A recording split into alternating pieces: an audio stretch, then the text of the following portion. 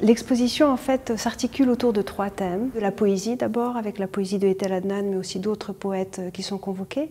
Il y a l'idée de la mémoire de la Punta de la Dogana, mais aussi la mémoire des villes, Venise, New York, mais aussi Sarajevo, comme on verra. Et le 3e thème, c'est aussi l'idée de conversation entre artistes ou de collaboration entre artistes. Et donc je voulais voir avec toi comment ces 3 thèmes peuvent rejaillir ou émaner de ta propre proposition ici à la Punta. Je pense qu'il y a le film qu'on a choisi de montrer ici, 1395 Days Without Red, y compris The Breathing Line avec les 3 Leporello, c'est un peu dans le carrefour des trois sujets. Pas seulement parce que ce soit le film et même The Breathing Line, c'est une collaboration entre plusieurs voix. Breathing Line, qui s'est inspiré du film, c'est les 3 Leporello, c'est une présentation un peu sculpturale de la musique, du tempo, qui est fredonné par le personnage principal dans le film et qui prend compte son battement de cœur, le temps avec lequel elle parcourt la ville, la vitesse ou la durée de ses respirations et comment ça modifie la musique de Tchaïkovski. Après, c'est plus de voir dans la mesure que le projet du film, c'est une collaboration que j'ai commencé avec Sheila Kamaric, que j'ai continué avec Liria Begueya et puis avec Harry Benjamin Myers qui était tout le temps là comme avec son insight, son input, dans le choix de la musique. Et puis c'est lui aussi qui dirige l'orchestre de Sarajevo dans le film. Donc il y a continuellement plusieurs voix. Mais après, pour moi, dans comment j'approche l'idée de comment le temps et l'espace, ils se parlent, je les considère un peu comme des voix aussi. Donc il y a un rapport polyphonique entre le temps et l'espace, que ce soit dans le film, mais aussi la façon comment on veut présenter le film ici, dans la trajectoire, dans la salle de l'expo.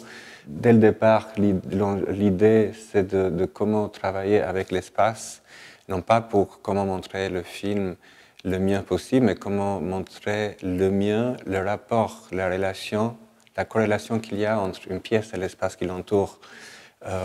Ici avec les colonnes, c'est un peu comme un forêt de colonnes. Ici dans cet espace, c'est de placer le film d'une façon qu'on peut le voir de loin, mais les colonnes nous empêchent de le voir. Donc il y a un sentiment d'obstacle, et aussi dans le film il y a l'obstacle, parce que c'est cet effort de cette femme qui essaie de parcourir la ville et qui est chaque fois empêchée par le danger qui l'attend dans chaque carrefour.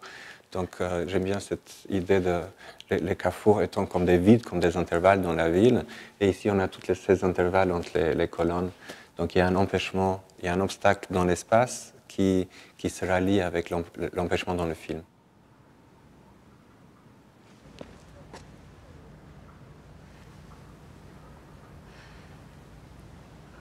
Et donc ça génère en fait un peu comme une géographie intérieure et une géographie imaginaire et en même temps la géographie réelle de Sarajevo.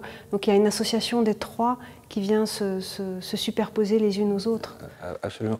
Puis je pense que c'est une métaphore, mais c'est à la fois très réel, c'est que les colonnes ici, c'est ce qui soutient la structure de cet espace. Donc, et c'est un peu comme... Et ça produit des intervalles, donc c'est un peu comme des respirations de l'espace. La respiration, c'est ce qui nous soutient aussi, c'est ce qui nous pousse, c'est ce qui nous donne un élan.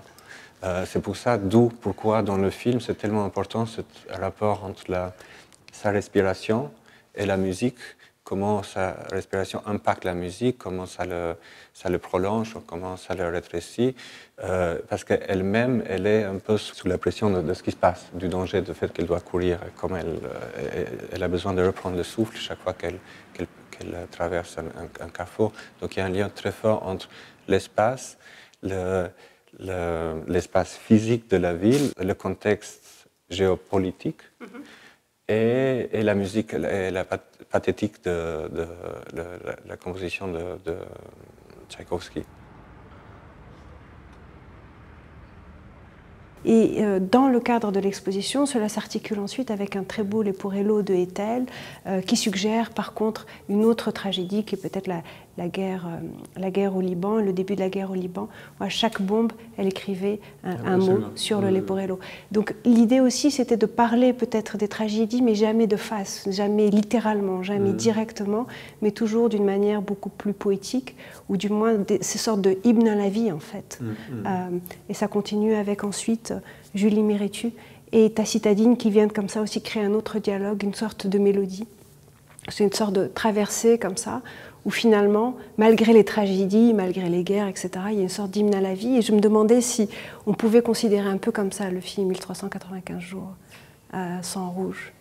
C'est aussi un hymne à une vraie histoire, à un vrai orchestre qui a survécu le siège de Sarajevo sans pour autant laisser tomber ce qu'ils étaient dans une vie normale, le fait d'être musicien, le fait de se dédier au quotidien et tous les jours, pas seulement à la musique, mais aussi au rapport de la musique avec le public, et quelque part de vouloir continuer au-delà du danger.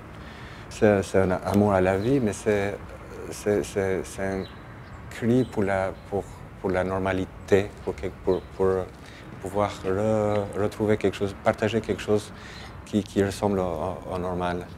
Donc oui, il y a c'est un hymne en tout cas à cet orchestre, laquelle par la façon comme il a résisté à ça, c'était un éloge même à la vie. Et une dernière chose par rapport au parcours, puisque tout ça s'inscrit dans une dynamique de parcours, la première salle de l'exposition débute avec un rideau rouge, celui de Félix González Torres, qui est un rideau qui suggère bien sûr le rouge du sang et le rouge du sida qui a emporté son ami. Donc il y a cette idée de rouge qui commence, ensuite quasiment toute l'exposition est à peine imprégnée de couleurs, jusqu'à qu'on arrive ici, où finalement ton film est without red. Le début et la fin, au contraire, commencent avec cette couleur rouge. Oui, absolument. C'est comme un plein et un vide. Exactement. Et notamment, le film il s'appelle 3095 Days Without Red, sans le rouge, puisque c'est les couleurs fortes, comme le rouge ou toutes les autres couleurs fortes que ça faisait voir. Et les gens étaient conseillés de ne pas les utiliser, de ne pas s'habiller avec, au risque, sinon ils devenaient très facilement le target des snipers. Donc, d'où, quand on a choisi le titre du film, c'était cette idée de comment imaginer ce siège, qu'à part toutes les autres répercussions qu'il y a eu, c'est aussi cette longue durée de 1395 jours avec la non-existence du rouge, et tout en sachant après que cette couleur aussi, ça correspond aussi avec la perte de la vie humaine, etc. Donc le rouge ne manquerait pas, quoi qu'il arrive.